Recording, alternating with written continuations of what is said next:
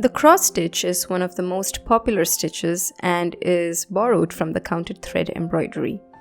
There are primarily two ways of working the cross stitch: the traditional technique and the Danish method.